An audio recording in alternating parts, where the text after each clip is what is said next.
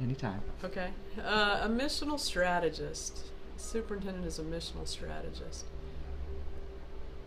I think it requires somebody to take the 20,000-foot view and to look at where is the Holy Spirit present, where are the growth areas, where should resources that are increasingly scarce be invested. It really is a matter of stewardship. So the missional strategist makes sure that resources are going to where the Spirit's active and vibrant, and then has a strategic plan for moving toward merger or closure or innovation or reimagination of churches that are, for whatever reason, whether they've lost their evangelistic fervor, whether they're in areas that have dried up population-wise, whether they're in facilities that no longer accommodate the kind of ministry they need to do.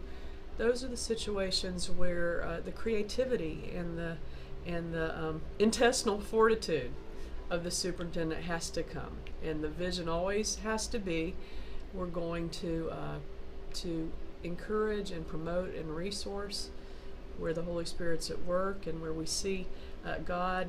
You know, Henry Blackaby in Experiencing God said, you look for where God is at work and you join God there. Mm-hmm. And so it really does require going back to being like the Acts church, to be intentional in prayer and to discern where the Spirit's leading the district and where is the Spirit mightily at work. And as Paul did and as all of the apostles did, you go where the Spirit's at work, and then you build the church there. And it really is an old model we lost sight of that we need to reclaim again, and that, I think, is the heart of the missional strategist role. And a good missional strategist never forgets the vision, never forgets the commitment to stewardship, and is relentlessly pursuing how God is working in new ways in a district. It requires some getting rid of nostalgia. Mm-hmm. It requires thinking in new ways. It requires thinking of the church in different ways.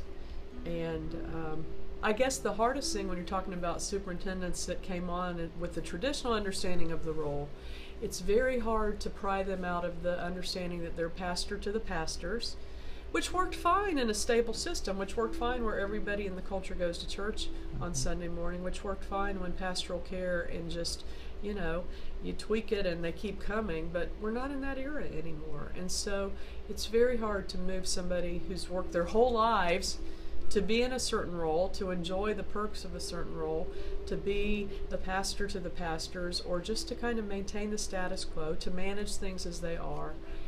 It's very hard, but some have done it successfully, to crack their imaginations open and really help them live into a new role. And that has been a challenge. And it's especially challenging. I've sat on a cabinet where you have some who totally get the missional strategist role and some who are fighting it tooth and nail.